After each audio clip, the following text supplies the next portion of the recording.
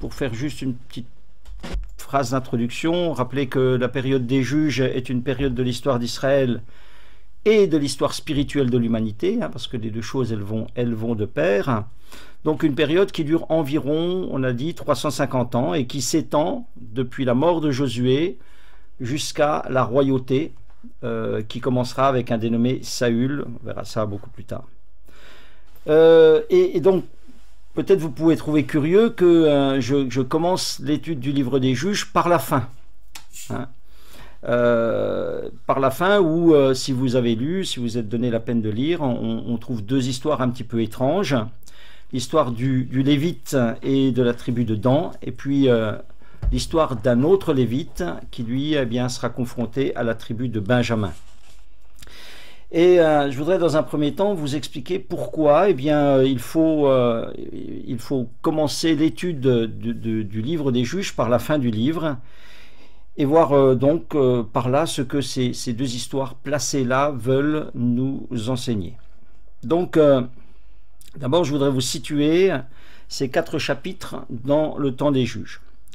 Lorsque s'achève l'histoire de Samson, chapitre 16, vous avez donc encore ces 4 chapitres qui racontent la pleine décadence du peuple d'Israël, avec cette expression qui revient 2 fois et qui conclut même le livre « Chacun faisait ce qui lui semblait bon ».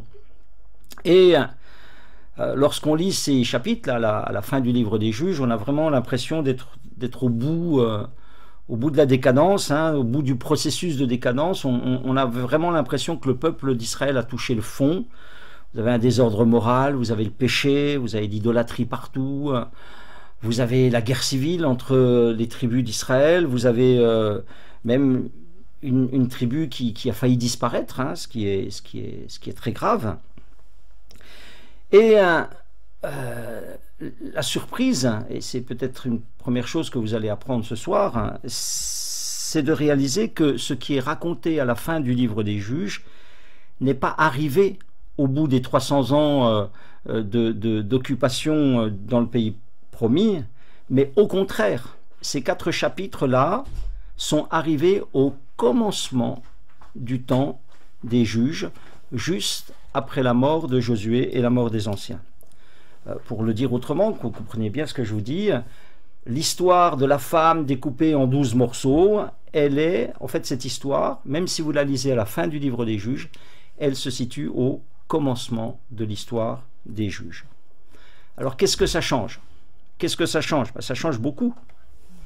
Ça change beaucoup, ça nous dit quoi? Ça nous dit que si le déclin, c'est vrai, il a été graduel pendant 300 ans, en tous les cas, la corruption, elle a été immédiate.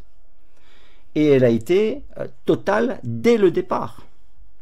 Hein, ce que vous disiez là au sujet de la tribu de Benjamin, c'est pas quelque chose qui est devenu avec le temps voilà, une dégradation terrible. Non, ça veut dire qu'au bout de 10 ans dans le pays promis, ils étaient déjà dans cet état-là.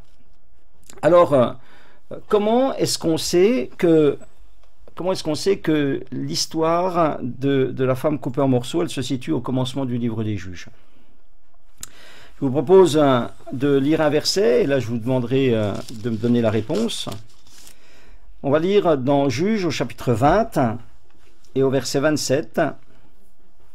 Et là je vais vous demander d'être attentif à cette lecture pour pouvoir répondre à la question. Il dit là dans Juges 20, 27, « Et les enfants d'Israël consultèrent l'Éternel.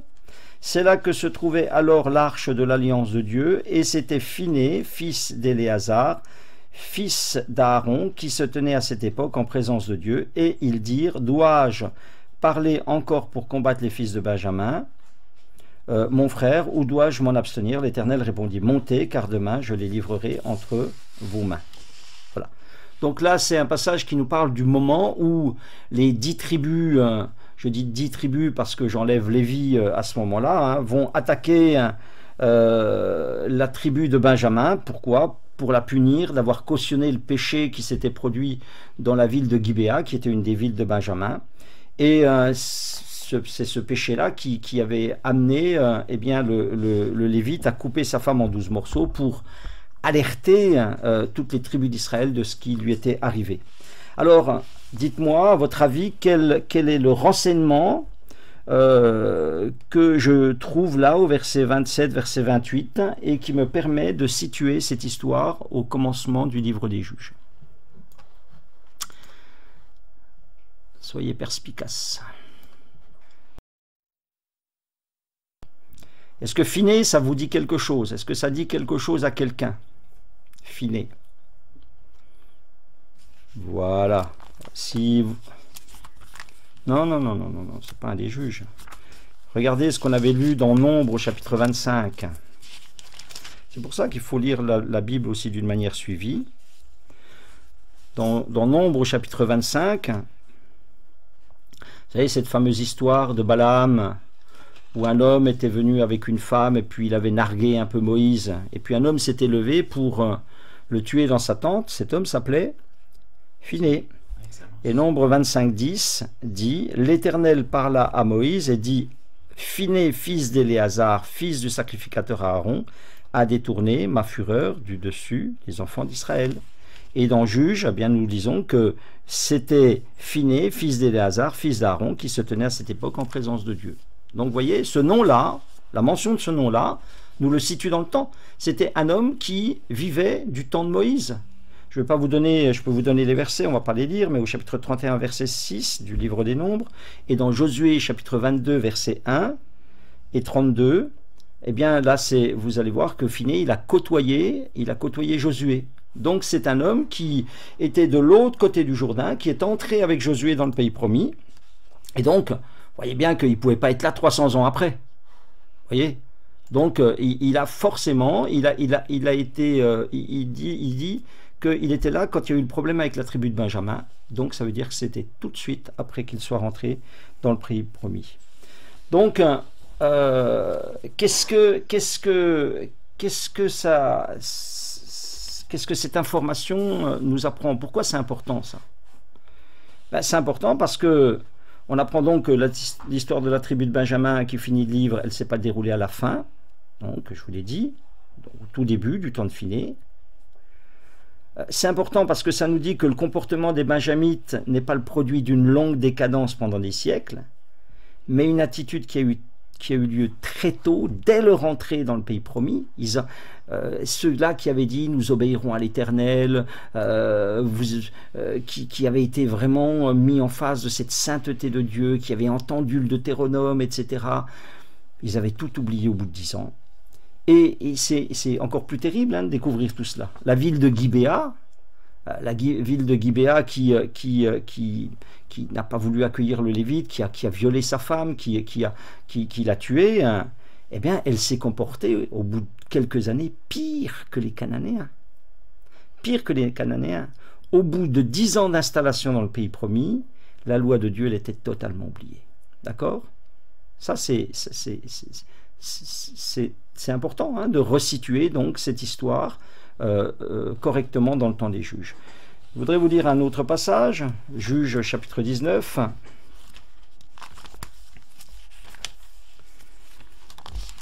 Je vais vous poser une autre question. Juges 19, verset 29. Voilà, donc c'est l'histoire du découpage de cette pauvre femme. Juge 19, 29, arrivé chez lui, il prit un couteau, saisit sa concubine, la coupa membre par membre en 12 morceaux, qu'il envoya dans tout le territoire d'Israël. Tous ceux qui virent cela dirent « Jamais rien de pareil n'est arrivé et ne s'est vu depuis que les enfants d'Israël sont montés du pays d'Égypte jusqu'à ce jour. Prenez la chose à cœur, consultez-vous et parlez. » Tous les enfants d'Israël sortirent depuis Dan jusqu'à Beer-Sheba et au pays de Galad, et l'assemblée se réunit comme un seul homme devant l'Éternel à Mitzpah. Pourquoi, à votre avis, l'acte de ce Lévite prend-il tout son sens au début du livre des Juges? Ou encore, autrement dit, en quoi l'acte du Lévite de découper sa femme en 12 morceaux renforce-t-il l'idée que ça se passe au début du livre des Juges? Pourquoi ça, au bout de 300 ans, ça n'aurait pas eu d'effet? pareil? Pourquoi là, ça a vraiment impacté? On se rend compte que tous, là, d'un commun accord, ils se sont réunis. Hein. Pourquoi là, ça a eu de l'effet? D'abord, qu'est-ce que ça voulait dire, le fait qu'il découpe sa femme en 12 morceaux? Pourquoi 12 morceaux? Alors, ça, on est bien d'accord, voilà. 12 morceaux, parce que 12 tribus d'Israël, donc un morceau par tribu. Donc, alors pourquoi, hein, au début du livre des Juges, les 10 tribus, ou les 12 tribus, elles sont encore unies. Vous voyez? Elles sont encore unies entre elles, et elles sont encore très concernées par ce que les autres font. Si vous pouvez lire à la fin du livre de Josué, au chapitre 22, quand les 3 tribus retournent de l'autre côté du Jourdain et qu'elles érigent un monument en souvenir, tout d'un coup, les autres tribus pensent qu'ils ont fait quelque chose, un autel idolâtre, et tous y vont eh bien pour leur régler leur compte. Là, on sent qu'il y a une unité. D'accord? Donc le fait qu'il envoie eh bien, les 12 morceaux aux 12 tribus, ça veut dire que eh bien, elles sont encore unies. Par contre, lorsque vous continuez à lire le livre des Juges, voyez que au temps de Déborah, lorsque Déborah fait appel aux tribus pour se soulever contre l'ennemi, le chapitre 5 nous dit qu'il y en a plein de tribus qui ne répondent pas à l'appel. Vous trouverez ça dans Juges chapitre 5 versets 13 à 18. Au temps de Josué, au chapitre 6, de Gédéon, pardon, la tribu d'Éphraïm, elle va chercher querelle à Gédéon. Au chapitre 12, au temps de Jephthé, la tribu de Galaad et la tribu d'Éphraïm, elles se battent. Et puis, au temps de Samson, la tribu de Juda, elle va livrer Samson aux Philistins. Là, il n'y a plus d'union. Vous voyez? Donc, c'est aussi un signe que ça se passe au début, parce qu'au début, elles étaient encore unies et le message pouvait passer. C'est établi, je pense que vous êtes d'accord avec moi, que l'histoire de la tribu de Benjamin, elle s'est située au commencement du temps des Juges. Qu'en est-il maintenant de l'autre histoire, qui est l'histoire de la tribu de Dan? Eh bien, rien que là, au chapitre 20 et au verset 1, nous lisons « Tous les enfants d'Israël sortirent depuis Dan jusqu'à Beersheba. » Voilà. Est-ce que quelqu'un peut me dire ce que signifie l'expression Dan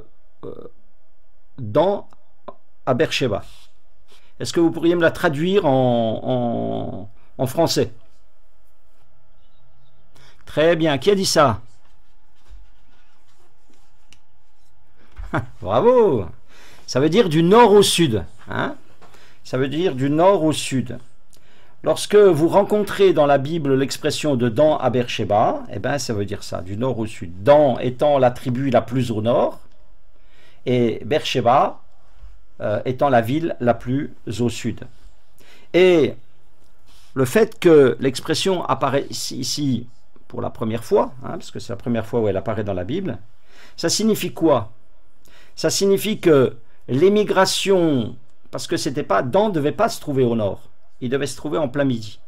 Mais ça signifie que l'émigration de la tribu de Dan qui nous est racontée là au chapitre 19, elle avait déjà eu lieu au moment de l'histoire des Benjamites. D'accord? Donc elle a eu encore lieu avant l'histoire de la femme découpée en 12 morceaux. Dan était déjà dans le nord. J'aimerais qu'on suive un petit peu la tribu de Dan dans le livre des Juges, pour que vous voyez un petit peu ce qui s'est passé, que vous compreniez tout le contexte. Dans Juges, au chapitre 1, au verset 34, nous lisons... Les Amoréens repoussèrent dans la montagne les fils de Dan et ne les laissèrent pas descendre dans la plaine. Voilà. La tribu de Dan, on va vous montrer un plan là du pays.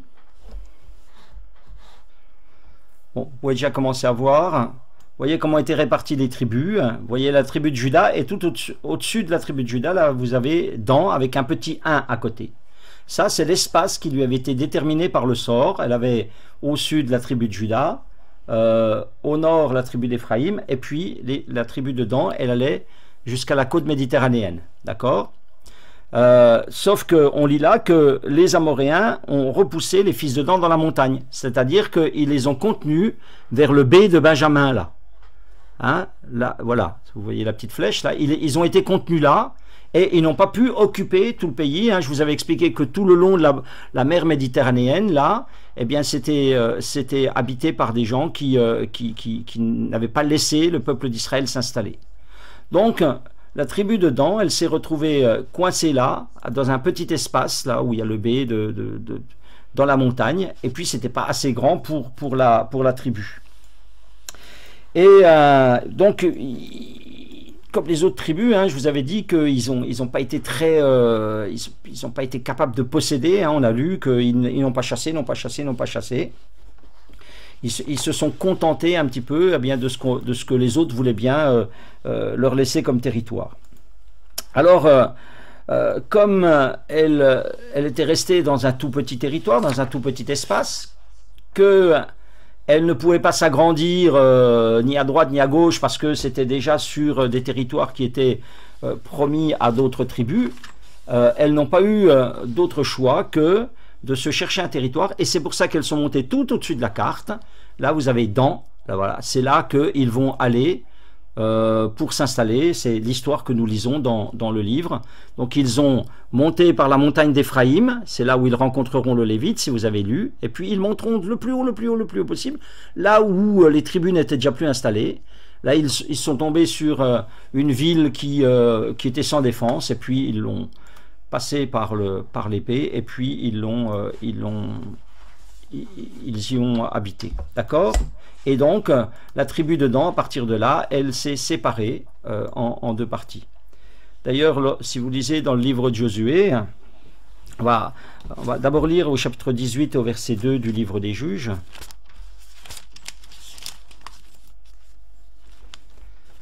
En ce temps-là, il n'y avait point de roi en Israël, et la tribu des Danites se cherchait une possession pour s'établir, car jusqu'à ce jour, il n'était point échu d'héritage au milieu des tribus d'Israël. Elle a eu un héritage, seulement elle n'en a pas pris possession.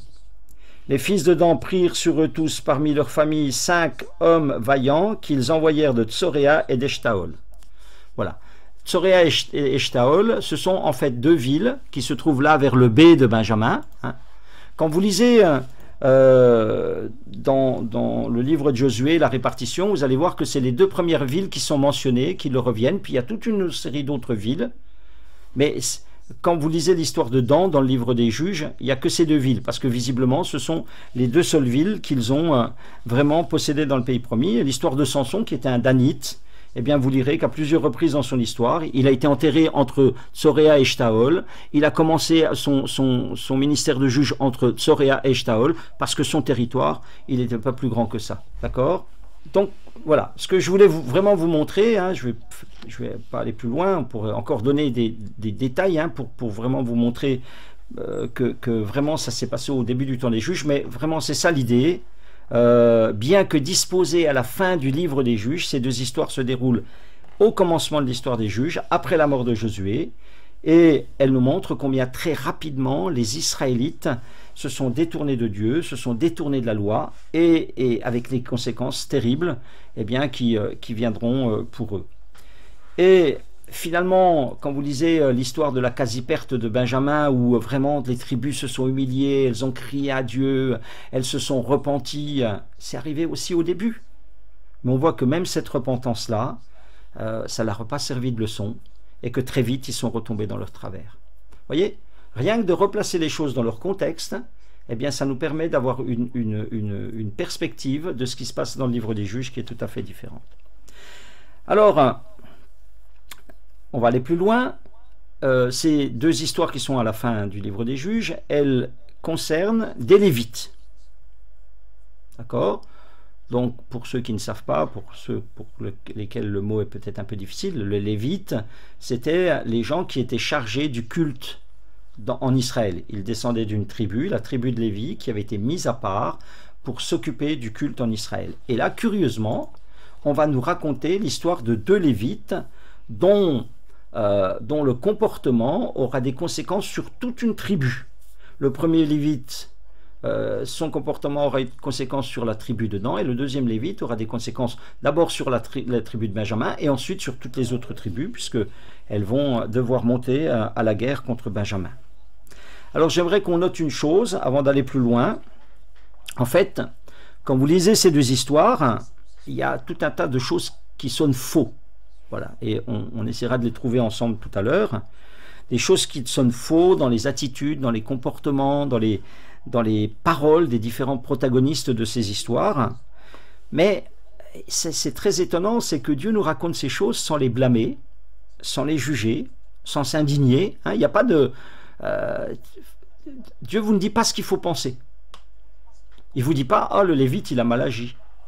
Il ne vous dit pas « Oh, Mika, là, il a mal agi ». Il ne vous dit pas « La tribu de Dan, elle n'a pas bien fait ». C'est des faits qui nous sont exposés. Et puis, Dieu ne met pas d'opinion dans le texte. Les faits, ils sont seulement énumérés. Et finalement, c'est à nous de distinguer ce qui est bon et ce qui n'est pas bon, ce qui est juste, ce qui n'est pas juste dans cette histoire, ce qui est à la gloire de Dieu, ce qui n'est pas à la gloire de Dieu. Est-ce que, lorsque vous avez lu ces histoires, vous avez repéré toutes ces choses qui sonnent faux, hein? On va les passer en revue là, dans quelques minutes, mais avant, j'aimerais aussi qu'on se pose cette question, pourquoi deux Lévites? Pourquoi, dans ces histoires, placées à la fin du livre des Juges, pourquoi Dieu nous raconte-t-il l'histoire de deux Lévites? Vous savez que la Bible ne dit pas les choses, elle est précise. Si Dieu a mis ces deux histoires-là, avec précisément deux Lévites, c'est pas pour rien. Qui a une idée? C'est vrai qu'ils n'avaient pas, ils avaient des villes attitrées. Alors le problème qui s'est passé, c'est que le fait que les tribus ne prennent pas le territoire, tout un tas de villes qui leur étaient attribuées, eh bien ils pouvaient pas les posséder. Donc forcément, c'est pour ça aussi qu'il y avait une certaine errance de ces Lévites. Mais c'est pas la raison. La raison, puisque eh bien, on va avancer, la raison c'est que c'est pour montrer la responsabilité des Lévites, des serviteurs de Dieu dans la décadence. Vous voyez? C'est pour montrer la responsabilité de ces gens-là qui devaient être justement les garants de la parole de Dieu, qui devaient être les garants de la loi de Dieu. Ils montrent un exemple tout à fait contraire et probablement qu'ils étaient très représentatifs de la mentalité morale et de la mentalité religieuse. Eh ben voilà, Matthieu et Noémie avaient donné la réponse. Pour montrer la décadence, c'est arrivé jusqu'au sacerdoce. Non seulement elle est arrivée jusqu'au sacerdoce, mais elle partait du sacerdoce vers les tribus. Hein. Et ces gens, au lieu de faire un rôle de fusible, d'empêcher eh bien la corruption, au contraire, ils la favorisaient. Vous voyez par exemple que le premier Lévite, eh bien, il manifeste une forte tendance à l'idolâtrie. Hein, on va le voir en détail. Et il entraîne toute une tribu dans l'idolâtrie, toute la tribu dedans, au lieu de dire à cette tribu, mais non, c'est pas comme ça qu'on fait, il y a un Dieu, vous... Non, au contraire, ils marchent totalement dans leur combine. Et puis le deuxième Lévite, alors chez le deuxième Lévite, il n'y a pas d'aspect religieux, mais chez lui, on ne trouve aucune conscience de Dieu. Hein, alors que c'est le propre même du Lévite d'être un serviteur de Dieu. Vous allez voir, quand on va le voir en détail, c'est un homme qui, on le sent, enfin on le voit, le texte nous le montre, n'a pas de relation avec Dieu. Enfin, il est coupé de Dieu, c'est un univers qui n'est plus le sien. Alors on va voir ces deux histoires en détail. Je vais vous proposer d'interagir. Je vais vous lire des versets, vous allez me dire ce qui sonne faux dans le verset. Voilà, vous allez me dire ce qui sonne faux dans le verset. Donc, dans la première histoire, donc chapitre 17 et chapitre 18, verset 1, il y avait un homme de la montagne d'Éphraïm nommé Mika. Voilà, donc, dans la première histoire, il y a une forte ambiance religieuse. Hein. Tout là, verset 17-18, parle beaucoup de religion, de foi, de Dieu. Hein, il y a une ambiance religieuse, mais on va se rendre compte que les commandements de Dieu sont totalement oubliés, totalement mis de côté. D'accord? L'histoire commence avec une famille israélite, famille d'Hébreux, qui habite dans la montagne d'Éphraïm, voilà, en plein midi d'Israël. et une famille où il y a de la foi. Mika, donc c'est un homme. Alors je dirais les premiers versets, nommé Mika, donc un homme, voilà. Verset 2, il dit à sa mère, les 1100 cycles d'argent qu'on t'a pris et pour lesquels tu as fait des imprécations même à mes oreilles, voici, cet argent est dans mes mains, c'est moi qui l'avais pris. Et sa mère dit, béni soit mon fils par l'Éternel. Il rendit à sa mère les 1100 cycles d'argent, et sa mère dit, je consacre de ma main cet argent à l'Éternel, afin d'en faire pour mon fils une image taillée et une image en métal fondu, et c'est ainsi que je te le rendrai. Il rendit à sa mère l'argent, sa mère prit 200 cycles d'argent, elle donna l'argent au fondeur qui en fit une image taillée et une image de métal fondu. On les plaça dans la maison de Mika. Ce Mika avait une maison de Dieu. Il fit un éphod et des téraphim et il consacra l'un de ses fils qui lui servit de prêtre. Voilà. Rien que dans ce verset 5, qu'est-ce qui sonne faux? On voit un homme qui a une foi, une foi religieuse. Il a une maison de Dieu. Il veut offrir un culte à Dieu. Mais qu'est-ce qui sonne faux dans ce verset 5?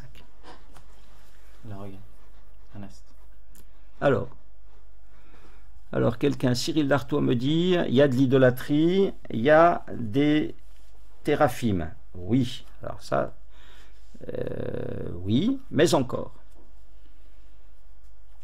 Mais encore.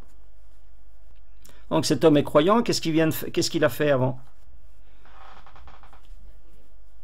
Il a volé. Il a volé sa mère. Jérémie qui parle. Il a volé sa mère. Donc là on reconnaît, c'est typiquement la foi religieuse. Voyez, la foi religieuse, c'est vous avez de la foi, mais vous n'avez aucune sanctification. Vous avez des tas de gens qui sont croyants, qui vous disent qu'ils sont croyants, mais qui ont des vies où la morale, où la moralité est totalement absente. Voilà, ça c'est de la foi religieuse. Or, on est appelé à avoir une foi spirituelle, c'est celle-là qui vous bénit. Donc cet homme, il a une maison de Dieu, oui, il a des téraphim, oui, il a des dieux, oui, il parle de l'Éternel, c'est une maison où on parle de l'Éternel, 2 fois là dans le passage, c'est parlé à l'Éternel, je ferai un truc, je consacre cet argent à l'Éternel, que mon fils soit béni par l'Éternel, voilà, c'est une maison qui parle de l'Éternel, mais c'est une foi religieuse sans transformation de vie. Il y a autre chose qui sonne faux, voilà, dans ce passage. Qu'est-ce qui sonne faux quand il dit « Et il consacra l'un de ses fils et lui servit de prêtre » Ouais. Tout à fait. Il n'avait absolument pas le droit. Il n'avait absolument pas le droit de consacrer un de ses fils comme prêtre. C'était réservé à la tribu de Lévi. D'accord? Donc, voyez un petit peu déjà le genre d'individu que vous avez, voyez comment, donc une histoire qui est au début, voyez comment déjà la corruption religieuse a gagné ces gens-là. On fait n'importe quoi. Voilà, on fait n'importe quoi, on est très loin de la parole de Dieu. Par ailleurs, sa foi, elle est aussi superstitieuse. Qu'est-ce qui sonne faux au verset 13? Et Mika dit, maintenant je sais que l'Éternel me fera du bien, puisque j'ai ce Lévite pour prêtre. Voilà, ben oui, il pense être béni à travers une personne, ça c'est encore possible, mais il pense être béni alors qu'il a fait quelque chose, il a une fausse assurance, quoi. Enfin, il se promet une bénédiction sur quelque chose qui ne lui garantit aucune bénédiction. Je sais, voilà. Je sais que l'Éternel me fera du bien. Voilà. Je sais que l'Éternel me fera du bien. Voilà. Vous savez, il ne suffit pas de dire je sais pour que ça soit vrai. Voilà. Notre bénédiction, elle repose sur l'obéissance à la parole de Dieu. Voilà. Et lui, il a une assurance qui repose sur rien, sur son sentiment, sur le fait que il a un lévite dans sa maison. Mais on se rend compte que c'est un petit peu plus compliqué que ça. Vous avez une mère qui a une foi aussi, donc lui, l'homme, il a une foi religieuse et superstitieuse. Alors la mère, elle a une foi idolâtre. Verset 3, qu'est-ce qui sonne faux? Il rendit à sa mère les 1100 cycles d'argent, et sa mère dit, je consacre de ma main cet argent à l'Éternel, afin d'en faire pour mon fils une image taillée et une image en métal fondu. Qu'est-ce qui sonne faux ici? Tu ne te feras pas d'image taillée. Ce qui sonne faux, c'est le mélange du nom de l'Éternel avec une idole. Ça sonne faux. Comme Mika qui vole, c'est contraire aux 10 commandements, tu ne voleras pas et tu ne mentiras pas. Il a 2 désobéissances là, rien que dans un fait. Et puis là, la mère, c'est pareil. La mère, je vais faire une idole, je vais consacrer cet argent à l'Éternel, je vais faire une idole. Non, ça ne fonctionne pas, ça. Ça ne fonctionne pas. Vous voyez? Donc elle se trouve un fondeur, hein, puis elle fait une statue. Hein, et parfois aussi, hein, c'est quelque chose qui nous correspond. On se trouve un fondeur, ça veut dire quelqu'un qui va nous faire un évangile sur mesure, une théologie à notre image, une théologie qui correspond à nos désirs. Voilà, un fondeur, hein, ils se sont fait un Dieu à leur image, à leur niveau, qui ne va pas les déranger, qui va être là, qui vont mettre dans la maison. Voilà. Attention à ce que nous non plus, on n'est pas non plus des fondeurs, hein, voilà, qui nous fondent un évangile qui ne nous dérange pas, qui soit sur mesure et qui ne soit plus la parole de Dieu. Puis arrive le Lévite, verset 7. Il y avait un jeune homme de Bethléem de Juda, de la famille de Juda. Il était lévite, il séjournait là. Cet homme partit de la ville de Bethléem de Juda pour chercher une demeure qui lui convienne. En poursuivant son chemin, il arriva dans la montagne d'Éphraïm jusqu'à la maison de Mika.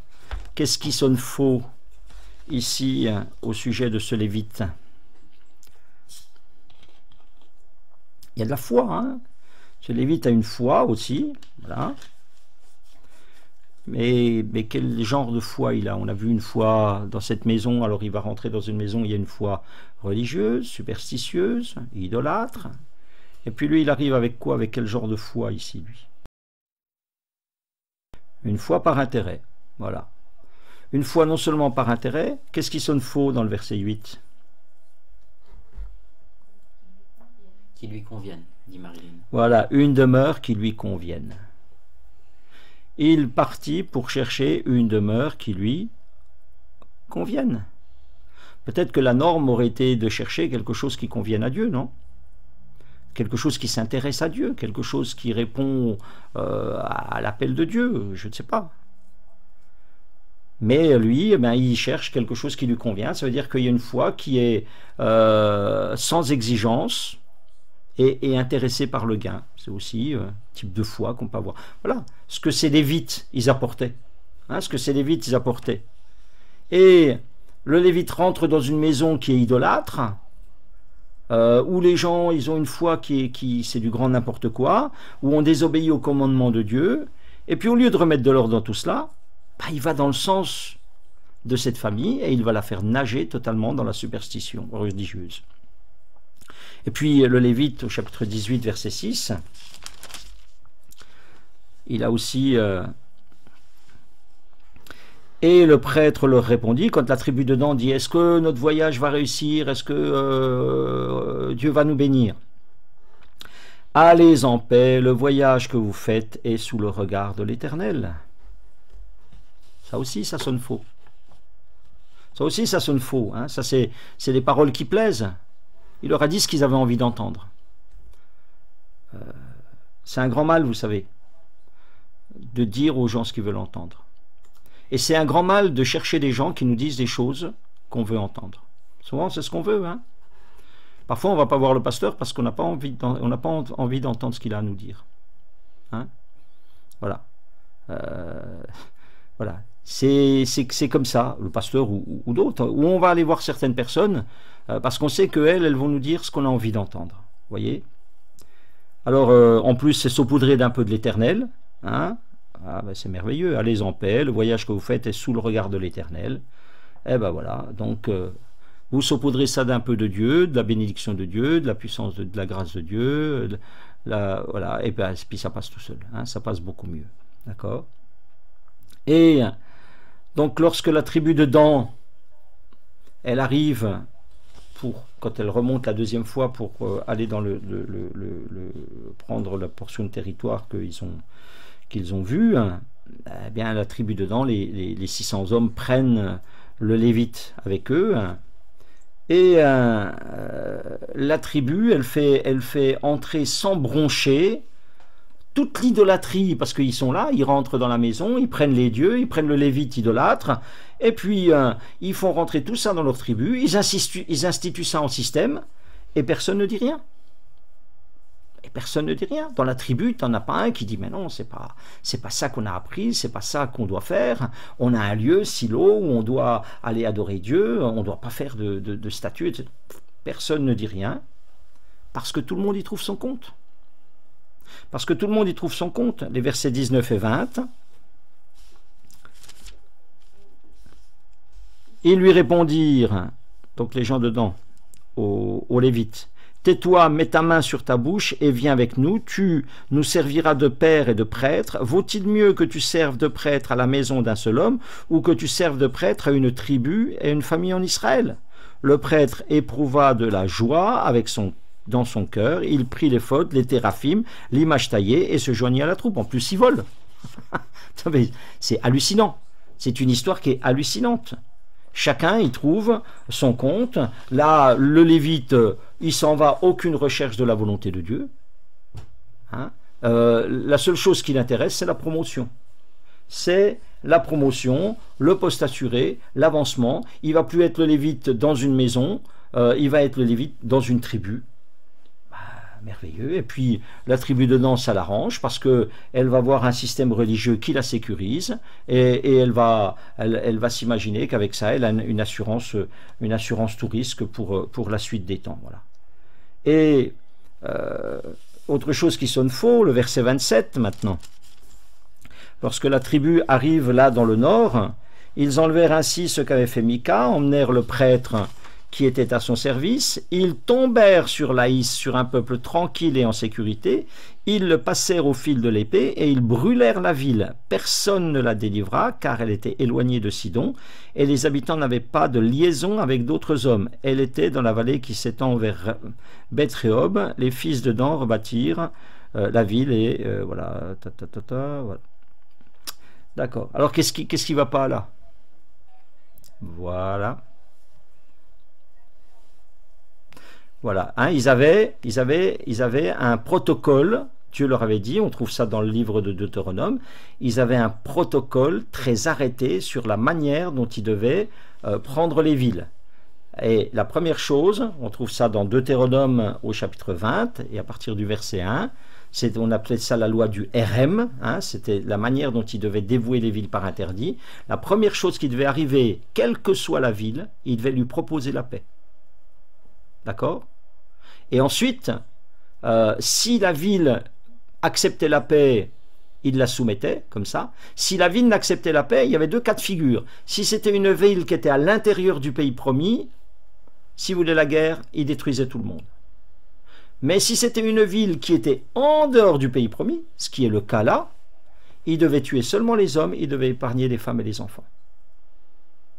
Ça, la tribu de Lévi, la tribu de Dan, elle s'est assise complètement sur la loi du Deutéronome 20. Voyez, ils n'ont pas proposé la paix, ils n'ont pas épargné les femmes et les enfants.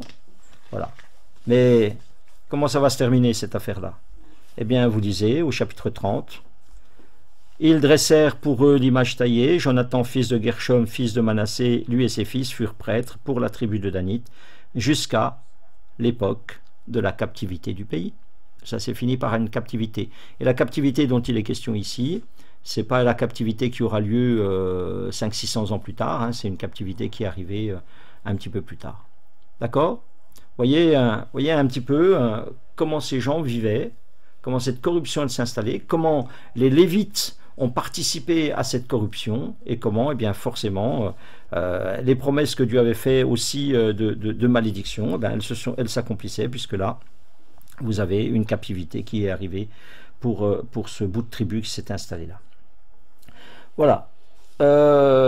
Maintenant, on va voir l'autre, l'histoire du Lévite et de la tribu de Benjamin. Alors, l'histoire manque ce soir, je ne sais pas quelle heure il est, mais l'histoire manque pour regarder l'histoire de l'attaque de Benjamin. Je verrai ça quand on verra, on va faire une soirée sur les difficultés dans le livre des juges. Donc je mets de côté le chapitre 20. Ce qui m'intéresse, c'est essentiellement l'histoire du Lévite, hein, ce soir. Donc ici, vous avez un autre Lévite qui est un homme qui est empêtré dans une histoire personnelle de couple. Voilà. Hein. L'homme qui est empêtré dans une histoire de couple. Alors la corruption de ce Lévite, elle n'est pas religieuse, hein, elle est morale. Et dans cette histoire, autant dans la première histoire, on voit que les gens ils étaient complètement désobéissants au commandement de Dieu. Ici, vous allez voir que c'est la présence de Dieu qui est oubliée. C'est la présence de Dieu qui est oubliée. Il semble que cet homme n'a pas de, bien que Lévite, n'a pas de conscience de Dieu en quelque sorte. Donc quelle est cette histoire? Le Lévite essaye de récupérer, il allait rechercher sa femme, enfin c'est pas sa femme, c'est sa deuxième femme, une concubine, une deuxième épouse qui lui a été infidèle. Donc il traverse la montagne d'Éphraïm, il vient à Bethléem de Juda. Elle accepte de repartir avec, ils reprennent la route ensemble. Et puis en repartant, voilà, la nuit vient, il faut qu'il s'arrête dans une ville pour dormir. Il ne veut pas s'arrêter dans la ville de Jébus, qui sera à Jérusalem plus tard, parce que cette ville, elle est encore cananéenne. Donc il dit, si je vais là, je vais être mal reçu, parce que moi je suis un hébreu, je risque d'être mal reçu. On va pousser un petit peu plus loin. Je sais qu'il y a une ville des enfants d'Israël, et ils arrivent à Gibéa.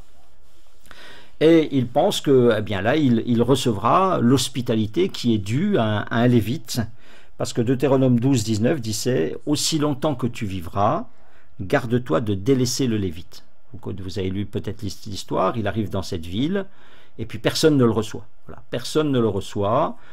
Voilà, il a beau dire « Je suis un Lévite, j'ai tout ce qu'il faut, je ne serai pas à charge ».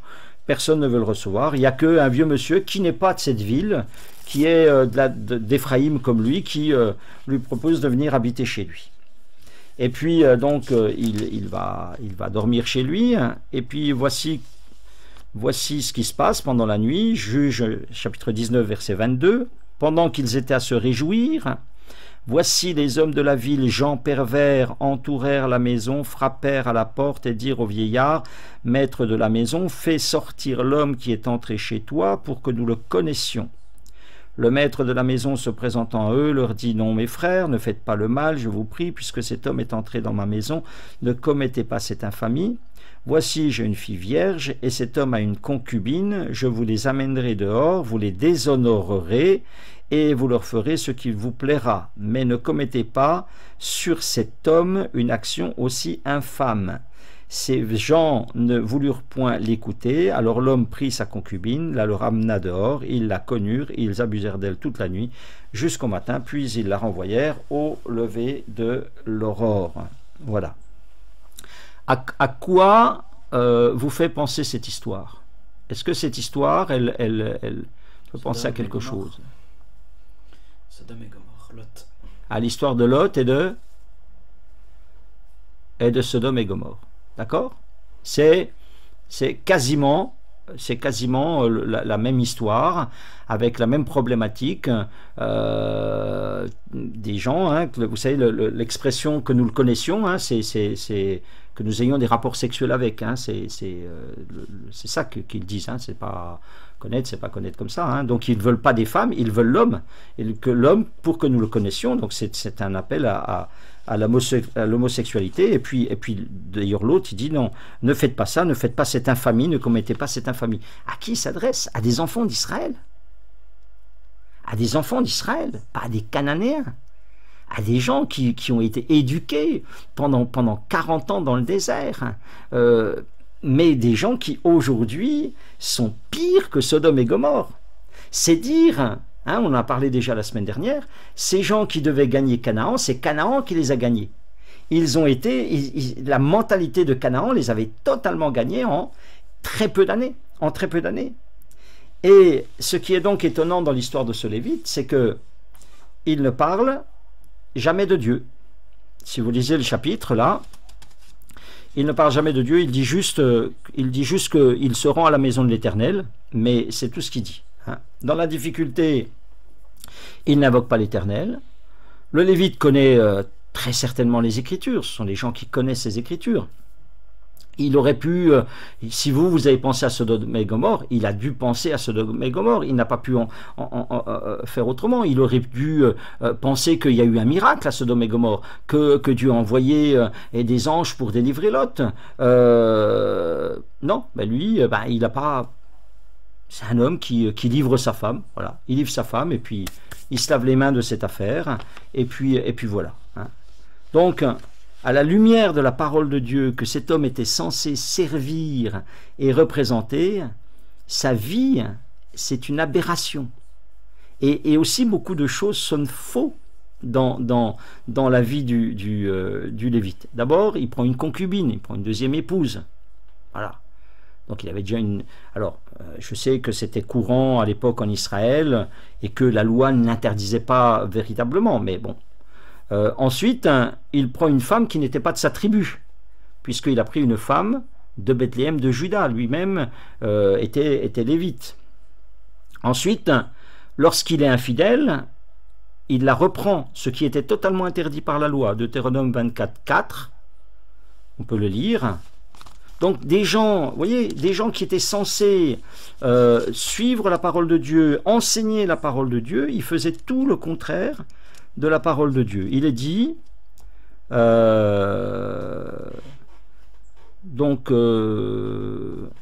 alors le premier mari qui l'avait renvoyée ne pourra pas la reprendre pour femme après qu'elle a été souillée, car c'est une abomination devant l'Éternel. Voilà, il y avait une loi du divorce, et il disait qu'une femme qui avait été infidèle, qui était allée avec un autre homme, elle ne retournait pas avec le premier mari, c'était une abomination. Le Lévite, il ne se soucie pas de ça. On voit que quand il passe près de Jébu, il juge les gens de Jébu qu'il ne connaît pas. Hein. Bon, il dit, oh, ces gens-là, ils vont pas être corrects. Probablement vrai. Hein.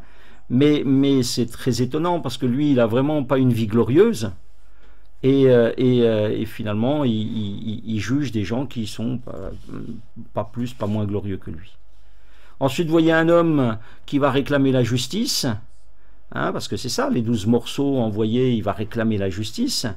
Alors qu'il a livré sa femme lui-même au viol. Hein?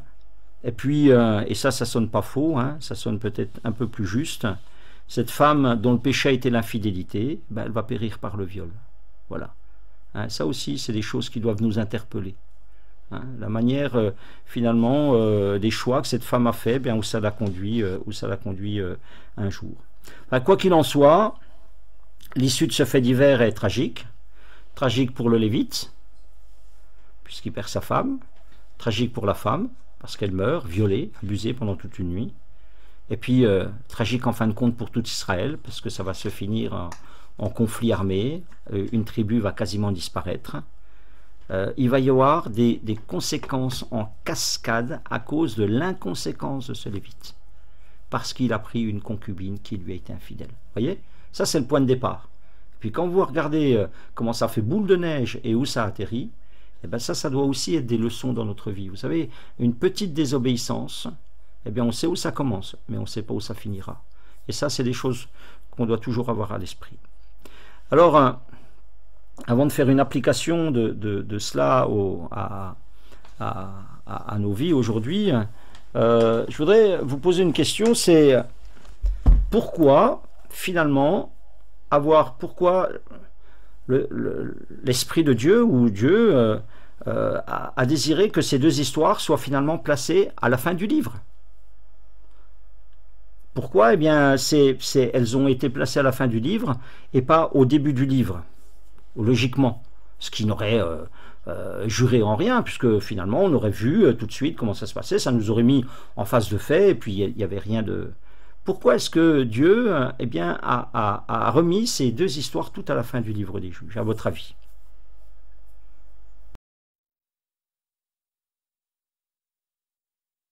Voilà, je vais vous proposer des versets, puis peut-être vous pourrez me donner la réponse après. Juge 17, 1.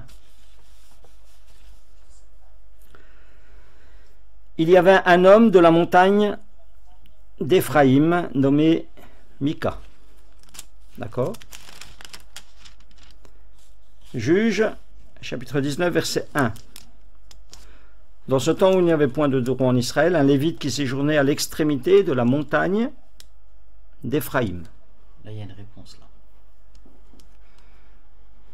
Alors, ces deux histoires synthétisent toute la décadence du livre et les leçons en tirées, c'est une conclusion. Oui, c'est vrai, mais il y a plus. Et maintenant, on va aller jusqu'au livre de Samuel, 1 Samuel chapitre 1, verset 1, qui est la suite du livre des juges. Et là, on commence à lire et on lit « Il y avait un homme de Ramathaïm Tsophim, de la montagne d'Éphraïm. » Donc, vous voyez, ça veut dire que quoi? Ces trois histoires, eh bien, elles se déroulent là, dans la montagne d'Éphraïm. Ça veut dire que un des deux Lévites est au moins originaire de la montagne d'Éphraïm, l'autre va sévir dans la montagne d'Éphraïm, et cet homme de Ramathaïm de la montagne d'Éphraïm dont il est parlé dans 1 Samuel chapitre 1, qui c'est? C'est le père de Samuel, qui est un Lévite, qui est le dernier juge d'Israël, mais qui est un Lévite qui lui va remonter Israël.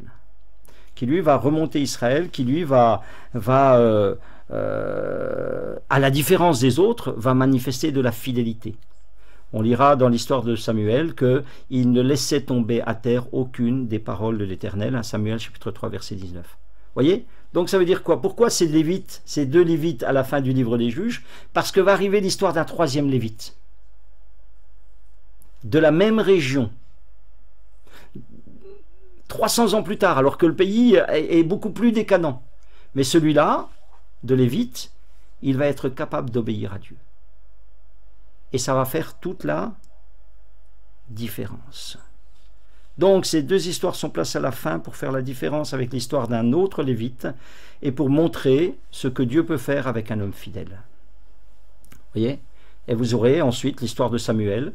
Vous verrez ce que Dieu fait avec un homme fidèle. Il peut faire des choses extraordinaires. Et ça doit nous parler. De même, vous pouvez remarquer que l'histoire de Ruth, qui suit le livre des juges, qui est une histoire qui se situe dans le livre des juges, enfin dans le temps des juges, a le même point de départ que la ville de la femme qui a été coupée en 12 morceaux, Bethléem de Juda. On verra ça une prochaine fois quand on fera le livre de Ruth. Mais on voit bien qu'il y a une intention en plaçant ces deux histoires-là de montrer qu'à partir d'un même lieu, des choses peuvent être totalement différentes. Une femme est originaire de Bethléem de Juda, elle est infidèle et elle finit mal. Et puis des autres sont originaires de la montagne de Juda, et puis ça finit par Ruth avec une femme qui sera merveilleusement bénie en Israël. Vous voyez? Ça c'est très important, parce que dans la même église, dans la même montagne d'Éphraïm, vous aurez des gens qui auront des sorts différents en fonction des positions qu'ils prendront. Et la question qui nous est posée finalement au travers de ces trois chapitres, c'est quel genre de Lévite est-ce qu'on est? Parce que vous savez, c'est ça le point de contact avec nous les chrétiens. L'Écriture dit que Christ a fait de nous un royaume des sacrificateurs pour son Dieu. Apocalypse chapitre 1 verset 6. On est des Lévites. On est des Lévites, on est des serviteurs de Dieu. On est des gens qui offront des sacrifices de louange. On est des gens qui sommes censés être des garants de la parole de Dieu, des représentants de la parole de Dieu. On est des Lévites qui doivent vivre la parole de Dieu et qui doivent montrer aux autres comment se vit la parole de Dieu. Quel genre de Lévite est-ce qu'on est? C'est ça, on est interpellé. Est-ce que, comme le premier Lévite, on s'est fait un Dieu à notre mesure? C'est formidable, notre besoin religieux est satisfait, mais en réalité, on n'a pas d'obéissance à Dieu. En réalité, on n'a pas d'obéissance à la parole de Dieu, au commandement de Dieu. Et ça ne peut pas fonctionner. Nous cherchons, comme ce Lévite, ce qui nous convient. Voilà. Et un évangile qui s'accorde avec notre philosophie. Et peut-être qu'on court eh bien, après des prédicateurs ou des églises qui vont toujours dans notre sens. Voilà. Ça, on peut être des lévites comme ça, mais c'est pas ce que Dieu attend de nous. C'est pas avec ce genre de lévite que Dieu fera des choses extraordinaires. Ou alors peut-être on est comme le deuxième lévite, on est empêtré dans les problèmes de la vie, peut-être problèmes qui sont les conséquences de nos propres erreurs. Et puis, on les règle à notre façon et Dieu n'est pas mis dans le coup. Hein. C'est une erreur. Voici un homme qui s'est pas coupé en 4 pour servir Dieu et qui va couper sa femme en 12. Mais je peux vous dire que si cet homme s'était coupé en 4 pour servir Dieu, il n'aurait pas eu besoin de couper sa femme en 12 morceaux. Quand on se consacre à Dieu, eh ben, on s'évite bien des problèmes. On est dans un chemin de foi qui nous évite bien des travers et bien des difficultés. Et voilà, comme pour les deux Lévites, prenons conscience que nous entraînons toujours les autres par nos manières de faire et de penser. Hein? On voit que ces gens, ils ont eu un effet d'entraînement. Le premier Lévite, il a entraîné la tribu dedans dans un faux culte à Dieu et dans une captivité par la suite. Le deuxième Lévite, il a entraîné les autres tribus dans la vengeance et la colère à cause de ses erreurs à lui. Hein, il a entraîné toutes les tribus à se venger à cause de ses erreurs à lui. Et pour nous, c'est notre famille ou l'Église que nous risquons d'entraîner.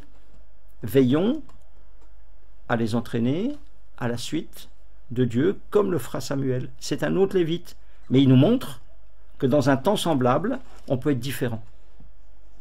D'accord? Et la conclusion finale de tout cela, c'est que dans ces deux histoires, il est répété à plusieurs reprises, il n'y avait pas de roi en Israël, chacun faisait ce qui lui semblait bon. Alors il n'y avait pas de roi en Israël, le roi qui manquait, c'est pas le roi qui viendra, le roi humain, parce que quand ils auront un roi humain, les choses ne seront pas bien meilleures, il y aura aussi tout un tas de catastrophes, mais le roi qui manquait, eh ben c'est Dieu. Voilà. Ils avaient rejeté Dieu, on l'a vu la dernière fois, hein. C'est ça, ils ont rejeté Dieu. Et cette période du livre des juges, elle fait tristement quand même penser à l'Église aujourd'hui, moi je crois, où chacun fait ce qui lui semble bon, où on oublie les exigences de Dieu, les commandements de Dieu, la parole de Dieu, voilà. On la lit pas, on la connaît pas, on la pratique pas, voilà. Attention, quel genre de Lévite sommes-nous? Un autre Lévite est venu, mais avec lui tout a été différent. Il s'appelait Samuel, et Dieu a commencé à parler au travers de lui. Hein, c'était, voilà, tout d'un coup, hop, pourquoi Dieu commence à parler au travers d'un homme? Dieu commence à se manifester au travers d'un homme. Qu'est-ce qu'il a de plus que les autres? Il ne laissa tomber à terre aucune des paroles de l'Éternel. Et Dieu cherche des hommes comme Samuel, des femmes comme sa mère, Anne. Il cherche bien des hommes et des femmes comme ça. C'est des gens avec lesquels il pourra faire de grandes choses. Il fera des grandes choses pour eux. Il fait une grande chose pour Anne, il la délivre de sa stérilité. Il fait de grandes choses pour Samuel, il en fait un juge, un libérateur. Il fait de grandes choses au travers d'eux. Alléluia. Voilà, que le Seigneur nous donne envie et nous aide à être de ceux-là, et que ces histoires de Lévites, des chapitres 17 à 21, nous fassent craindre de suivre des mauvais chemins. Que le Seigneur vous bénisse abondamment par cette parole. C'est vraiment une parole qui m'a impressionné quand je l'ai creusée et recreusée. Et j'espère qu'elle va vous impressionner durablement. Amen.